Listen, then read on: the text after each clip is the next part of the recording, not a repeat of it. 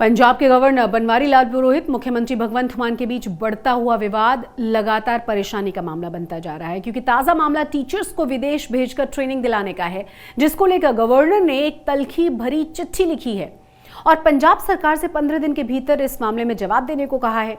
वहीं सीएम मान ने इस पूरे मामले में साफ कह दिया है कि वो 3 करोड़ पंजाबियों के प्रति जवाबदेह हैं, ना कि किसी सिलेक्टेड व्यक्ति के प्रति।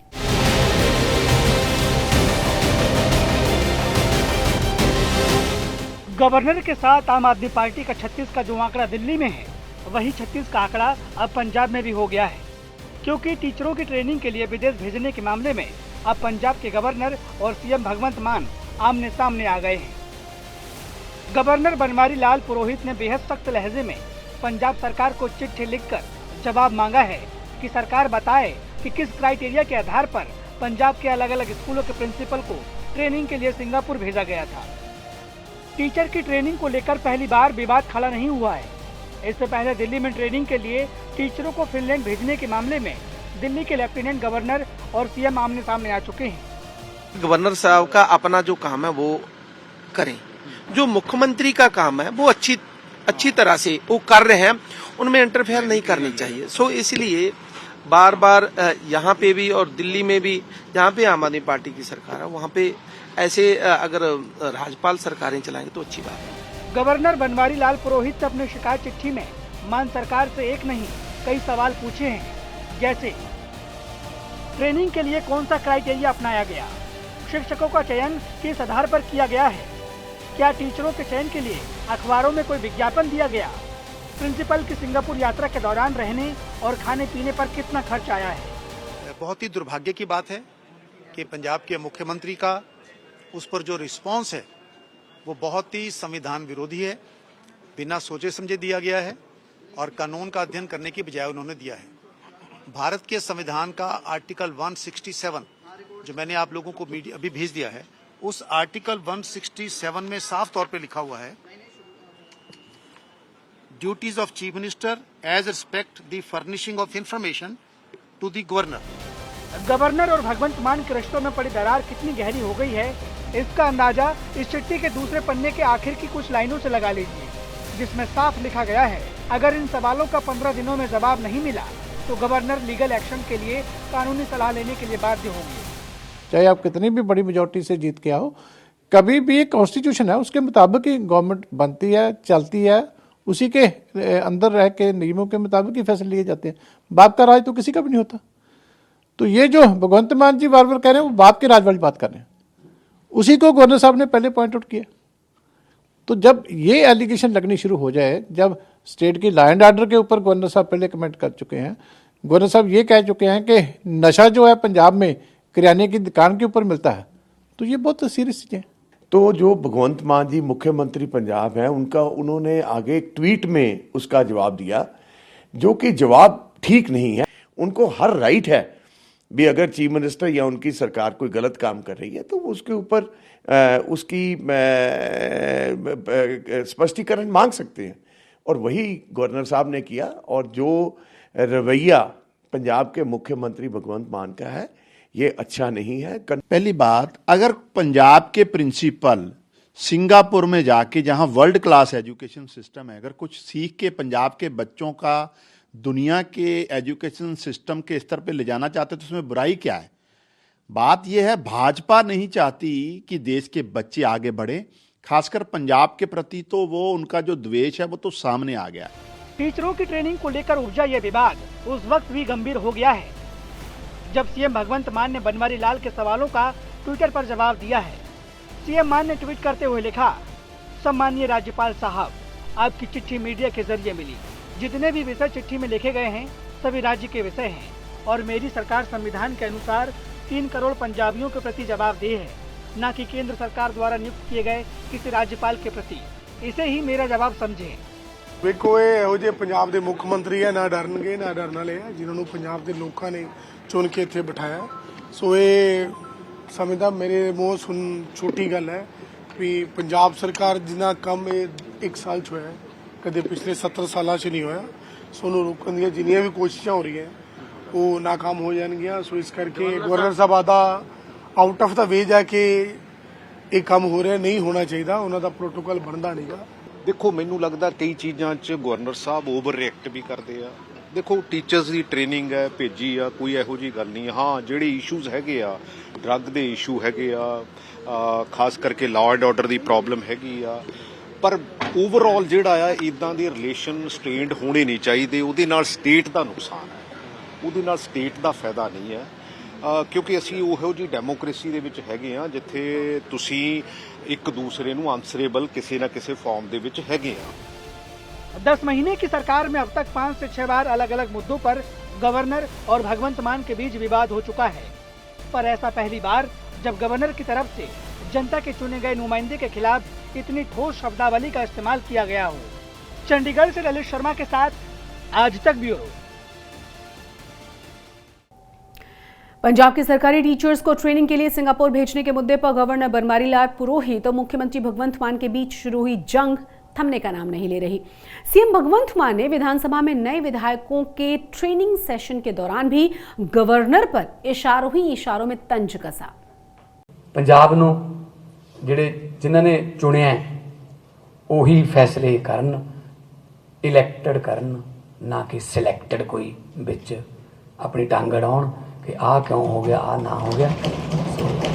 लोकतंत्र च इलैक्टेड लोग जिहड़े ने वो वड्डे ने, सिलैक्टेड तो कोई भी हो सकता है, ठीक है ना। सो उन्हां नाल भी कोई नहीं सुधार लांगे, आ जाणगे ली ते, क्योंकि कई बारी इधरों उधरों कोई कह दिंदा ऐ लिख दो, ऐ लिख दो, वो चंगा नहीं लगता। कानून फिर सानू भी पता फिर है तो फिर सो कानून तो फिर सारे वास्ते एक ही है। सो जिहड़े कानून राही वो रोकते हैं, उस कानून राही उन्होंने असीं जवाब भी दे देंगे। और अब आपको बताते हैं कि पंजाब के गवर्नर ने अपनी चिट्ठी में मान सरकार से किन किन मुद्दों पर सवाल पूछे हैं।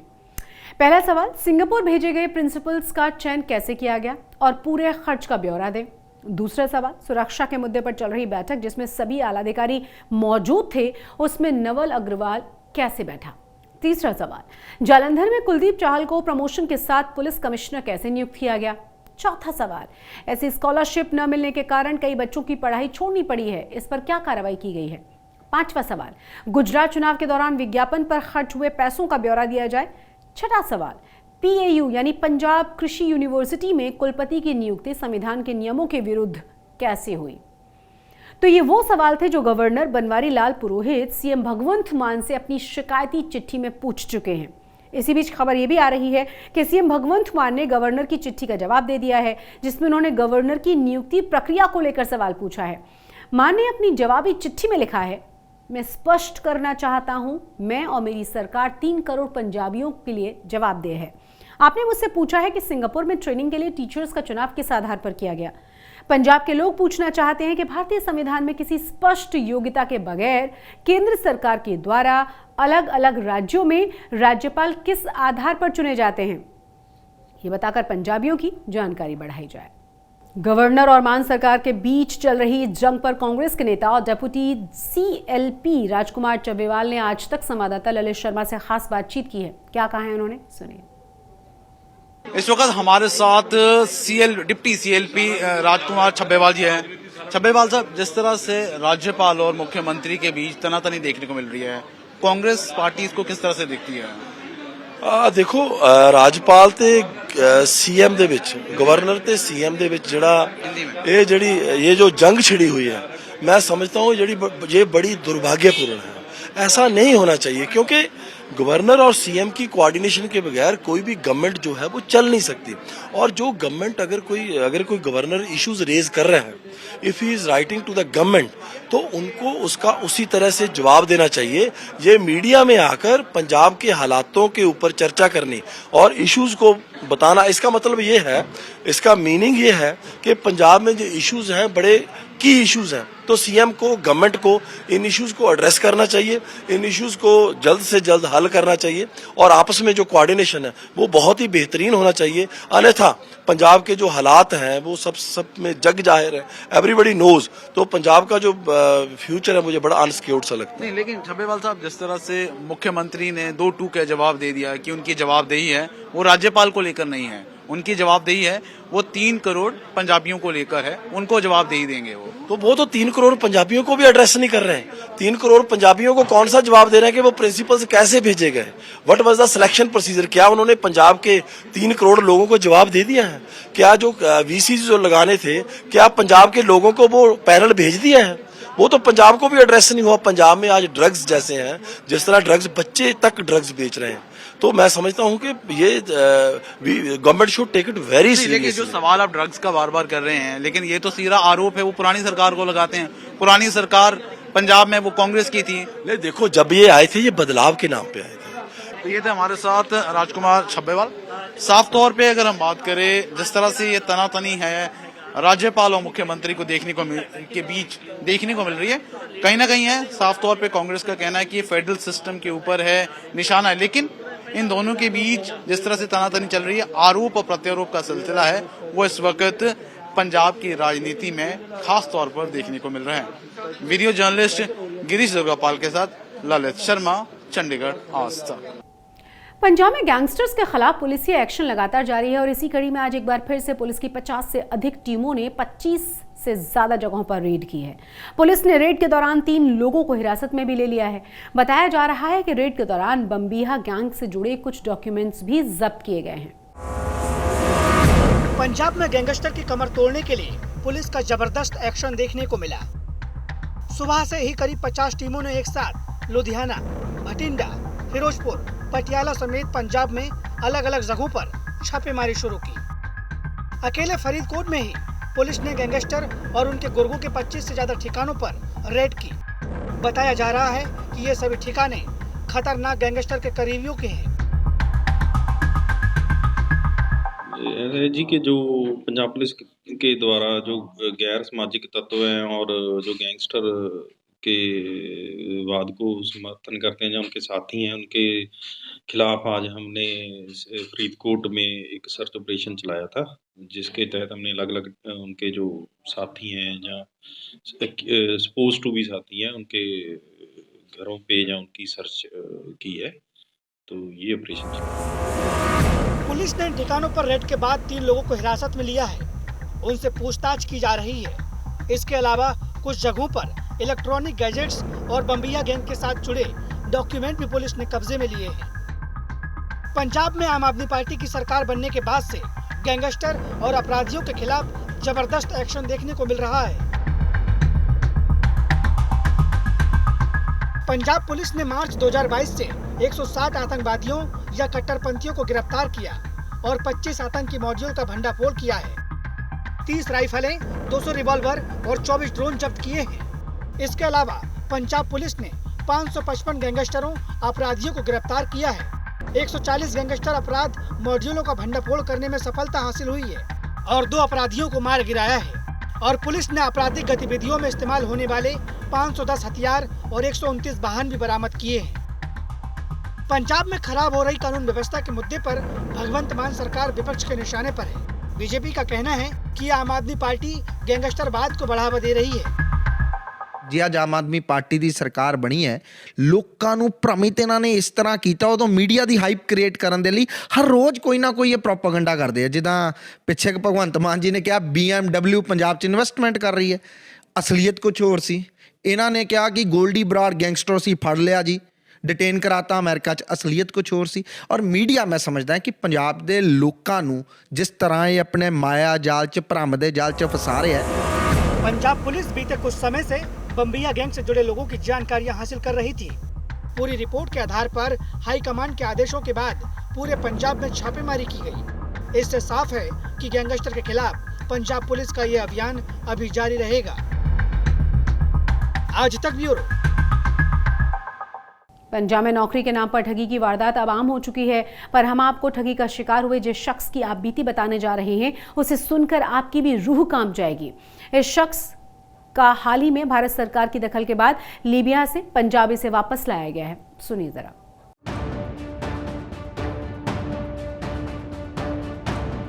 ਸਾਡਾ ਪੂਰੇ ਦਾ ਪੂਰਾ ਹੱਥ ਮਤਲਬ ਅੱਗੇ ਰੱਖਿਆ ਹੋਇਆ ਸੀ ਤੇ ਗੱਡੀ ਗਾਂ ਨੂੰ ਤੁਰ ਪਈ ਤੇ ਹੱਥ ਖਿਸਕਣ ਦੇ ਨਾਲ ਆ ਥੋੜੀ ਜਿਹੀ ਉਂਗਲ ਆ ਗਈ ਆ। ਨਹੀਂ ਤੇ ਜਿੱਦਾਂ ਜੇ ਉਹ ਗੱਡੀ ਨਾ ਗਾਂ ਤੁਰਦੀ ਤੇ ਫਿਰ ਇਥੋਂ ਬਾਹਰ ਤੋਂ ਲੱਥ ਜਾਣਾ ਸੀ। ਫਿਰ ਉਹਨਾਂ ਨੂੰ ਕੋਈ ਇਲਾਜ ਨਹੀਂ ਕੀਤਾ ਜਾਂਦਾ। ਉਹਨਾਂ ਵੱਲੋਂ ਤਾਂ ਸਿਰਫ ਇੱਕ ਪੱਟੀ ਲਪੇਟ ਕੇ ਦੇ ਦਿੰਦੇ ਪਾਣੀ ਮਾਰ ਕੇ, ਕੋਈ ਦਵਾਈ ਨਹੀਂ। ਮੈਂ 3 ਦਿਨ ਇੱਦਾਂ ਰਿਹਾ, ਉਹਨਾਂ ਖੜਿਆ ਸੀ, ਇੱਕ ਪੱਟੀ ਲਪੇਟਤੀ, ਉੱਪਰ ਵੀ ਨਹੀਂ ਲਪੇਟੀ, ਤਾਂ ਆਲੇ ਦੁਆਲੇ ਲਪੇਟ ਕੇ ਤੇ ਪਾਣੀ ਜਿਹਾ ਮਾਰ के भेज देता। कोई मेडिसिन नहीं, कोई ऊपर लोन नहीं। अपनी आप बीती बता रहे शख्स का नाम गुरप्रीत सिंह है, जो हाल ही में भारत सरकार की मदद मिलने के बाद लीबिया से वापस लौटा है और अब कपूरथला में अपने परिवार के साथ समय बिताकर अपने उन दिनों को भूलने की कोशिश करने में लगा है जो उसने लीबिया में बिताए थे। विदेश में पैसे कमाने की लालच में पंजाब के युवा किस तरह से ठगी का शिकार हो रहे हैं, गुरप्रीत इसका जीता जागता उदाहरण है। कपूरथला के नूरपुर राजपूत गांव के रहने वाले गुरप्रीत को भी दिल्ली के एक एजेंट ने पहले यूरोप में नौकरी दिलाने का झांसा दिया, पैसे ऐंठे और फिर यूरोप भेजने की बजाय दुबई के रास्ते लीबिया भेज दिया। ਤੇ 14 ਦਸੰਬਰ ਨੂੰ ਅਸੀਂ ਦੁਬਈ ਦੇ ਵਿੱਚ ਗਏ ਤੇ ਦੁਬਈ ਦੇ ਵਿੱਚ ਤਕਰੀਬਨ 에ਅਰਪੋਰਟ ਤੇ ਅਸੀਂ ਸਵੇਰ ਤੋਂ ਲੈ ਕੇ ਸ਼ਾਮਾਂ ਤੱਕ ਵੇਟ ਕਰਦੇ ਰਹੇ ਕਿ ਜਿਹੜੇ ਬੰਦੇ ਕੰਪਨੀ ਵਾਲੇ ਆ ਨਹੀਂ ਰਹੇ ਹੈਗੇ ਨਾ। ਫਿਰ ਉਹਨਾਂ ਕੰਡਕਟ ਮਿਲਿਆ ਤੇ ਉਹ ਬੰਦੇ ਨੇ ਸਾਨੂੰ ਚੱਕ ਕੇ ਤੇ ਸਿਧਰਾ ਟਾਵਰ ਤੇ ਤਕਰੀਬਨ 3 ਤੋਂ 4 ਦਿਨ ਉੱਥੇ ਸਾਨੂੰ ਰੱਖਿਆ ਤੇ ਉਹ ਅਸੀਂ ਕਹਿੰਦੇ ਰਹੇ ਕਿ ਭਾਜੀ ਇਦਾਂ ਕਰੋ, ਜਿਹੜੀ ਕੰਪਨੀ ਆ ਆਪਣੀ ਵੀ ਤੁਸੀਂ ਕੰਪਨੀ 'ਚ ਖੜੋ, ਉੱਥੇ ਕਮਰੇ 'ਚ ਖੜੋ, ਉੱਥੇ ਜਾ ਕੇ ਨਾਲੇ ਤੇ ਦੂਸਰੇ ਬੰਦੇ ਨੂੰ ਮਿਲਦੇ ਆ ਤੇ ਨਾਲੇ ਆਪਣਾ ਕੰਮ ਸ਼ੁਰੂ ਕਰੀਏ ਵੀ ਅਸੀਂ ਇੱਥੇ ਵਿਹਲੇ ਬਹਿਣ ਥੋੜ੍ਹਾ ਆਏ ਹੈਗੇ। ਤੇ ਉੱਥੋਂ ਫਿਰ ਉਹਨਾਂ ਨੇ ਪੇਪਰ ਸਾਨੂੰ ਦਿੱਤੇ, ਕਹਿੰਦੇ ਵੀ ਆਪਣਾ ਕੰਮ ਜਿਹੜਾ ਹੈਗਾ ਨਾ ਉਹ ਲੀਬੀਆ ਦੇ ਵਿੱਚ ਚੱਲਣ ਦੇ ਹੈਗਾ, ਤੁਸੀਂ ਉੱਥੇ ਥੋੜਾ ਕੰਮ ਕਰੋ, ਉਸ ਤੋਂ ਬਾਅਦ ਫਿਰ ਤੁਹਾਡਾ ਇੱਥੇ ਜਿਹੜਾ ਇੱਥੋਂ ਦਾ ਬਣ ਜਾਣਾ। लीबिया में काम करने वाले भारतीयों का कैसे शोषण किया जा रहा है, इसका पता गुरप्रीत को तब चला जब वो खुद सीमेंट फैक्ट्री में काम करने पहुंचा। ਤਕਰੀਬਨ 19 ਘੰਟੇ ਸਾਡੇ ਤੋਂ ਕੰਮ ਕਰਾ ਰਹੇ ਸੀਗੇ ਤੇ ਉਹਦੇ ਵਾਸਤੇ ਜੇ ਰੋਟੀ ਦੀ ਗੱਲ ਕੀਤੀ ਗਈ, ਇਹਨਾਂ 100 ਰੁਪਏ ਦਿੱਤਾ। 100 ਰੁਪਏ ਦੇ ਵਿੱਚੋਂ ਮਹਾਂ 15 ਕੁ ਦਿਨ ਸਾਡੇ ਲੰਘੇ ਜਿਹੜੇ ਰੋਟੀ ਦੇ। ਉਸ ਤੋਂ ਬਾਅਦ ਅਸੀਂ ਫਿਰ ਇਹਨਾਂ ਤੋਂ ਪੈਸੇ ਮੰਗਣੇ ਸ਼ੁਰੂ ਕਰਤੇ। ਉਹ ਕਹਿੰਦੇ ਭਾਜੀ ਨਹੀਂ, 100 ਰੁਪਏ ਤੁਹਾਨੂੰ ਮਹੀਨੇ ਦਾ ਮਿਲੇ ਕਰਨਾ। ਫਿਰ ਇਸ ਦਿੱਲੀ ਵਾਲੇ ਨੂੰ ਫੋਨ ਕੀਤਾ, ਇਹਨੇ 50 ਰੁਪਏ ਕਢਾ ਕੇ 150 ਕੀਤਾ ਤੇ ਫਿਰ ਵੀ ਸਾਡੇ ਉਹਨਾਂ ਨੂੰ ਦੱਸਤਾ। ਮੈਂ ਕਿਹਾ ਭਰਾ ਕਿਸ ਤਰ੍ਹਾਂ ਵੀ ਕਰਕੇ 20 ਦਿਨਾਂ ਦਾ ਖਾਣਾ ਹੀ ਮਿਲਦਾ ਹੀ, ਉਹ ਵੀ ਰੋਕ ਲੋਗੇ। ਇੱਕ ਟਾਈਮ ਜਿੱਦਾਂ ਮਤਲਬ ਅਸੀਂ ਸਬਜ਼ੀ ਬਣਾਉਣੇ ਤੇ 3 ਟਾਈਮ ਖਾਣੇ, ਜੇ ਖਰਾਬ ਵੀ ਹੋ ਗਈ ਤਾਂ ਕੋਈ ਨਹੀਂ, ਉਹਨੂੰ ਜਿੱਦਾਂ ਵੀ ਵੰਡ ਲਓ। ਜੇ ਬੰਦਾ ਕੋਈ 4 ਰੋਟੀਆਂ ਖਾ ਰਿਹਾ, 5 ਖਾ ਰਿਹਾ, ਉਹਨੂੰ 2 ਤੇ ਲੈ ਆਂਦਾ ਵੀ ਭਾਈ ਜਿਸ ਤਰ੍ਹਾਂ ਵੀ ਕਰਕੇ ਆਪਾਂ ਹੋਰ 3-4 ਮਹੀਨੇ ਕੱਢੀਏ ਫਿਰ ਆਪਾਂ ਨਿਕਲ ਜਾਣਾ। गुरप्रीत पहला शख्स नहीं है जो ठगी का शिकार हुआ है। अब ऐसे कई भारतीय हैं जो लीबिया में तानाशाही की कीमत चुका रहे हैं। ਉਹਦੇ ਬੰਦਿਆਂ ਨਾਲ ਸਾਡਾ ਸਾਂਝ ਪਿਆਲ ਮਤਲਬ ਵੀ ਵਾਕਫੀ ਵੱਧਦੀ ਗਈ। ਉਹਨਾਂ ਦੱਸਿਆ ਕੋਈ 11 ਸਾਲ ਤੋਂ ਫਸਿਆ, ਕੋਈ 4 ਸਾਲ ਤੋਂ ਫਸਿਆ, ਕੋਈ 9 ਸਾਲ ਤੋਂ ਫਸਿਆ। ਕਈ ਮਾਂ ਪਿਓ ਬਿਮਾਰ ਸੀਗੇ, ਉਹਨਾਂ ਦੇ ਵਾਸਤੇ ਛੁੱਟੀਆਂ ਮੰਗਦੇ ਰਹੇ, ਛੁੱਟੀਆਂ ਨਹੀਂ ਦਿੱਤੀਆਂ, ਮਾਂ ਪਿਓ ਮਰ ਗਏ, ਵਿਚਾਰੇ ਰੋਂਦੇ ਸੀਗੇ। ਜਿਸ ਦਿਨ ਅਸੀਂ ਫਸਟ ਟਾਈਮ ਗਏ, ਸਾਨੂੰ ਸਭ ਤੋਂ ਵੱਡਾ ਝਟਕਾ ਇਹ ਲੱਗਾ ਵੀ ਇੱਕ ਬੰਦੇ ਨੂੰ 4 ਸਾਲ ਹੋ ਗਏ ਸੀਗੇ, ਯੂਪੀ ਦਾ ਰਹਿਣ ਵਾਲਾ ਸੀਗਾ, ਉਹਦਾ ਮਾਂ ਪਿਓ ਮਰਿਆ ਤੇ ਰੋਣ ਦਿਆ ਸੀ।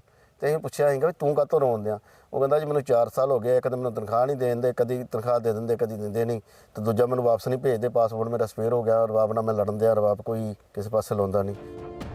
लीबिया में फंसे भारतीयों का पूरा मामला तब सामने आया जब कुछ भारतीयों ने वीडियो मैसेज रिकॉर्ड करके भारत सरकार से वतन वापसी के लिए मदद मांगी। गुरप्रीत के मुताबिक लीबिया में फंसे भारतीयों को एजेंटों के द्वारा 3-3 हजार डॉलर में बेच दिया गया था और यही वजह थी कि जब कोई विरोध करता था तो उसके साथ मारपीट की जाती थी। फिलहाल गुरप्रीत की वापसी से घर वाले बेहद खुश हैं क्योंकि गुरप्रीत का घर वापस लौटना दूसरी जिंदगी मिलने के जैसा है।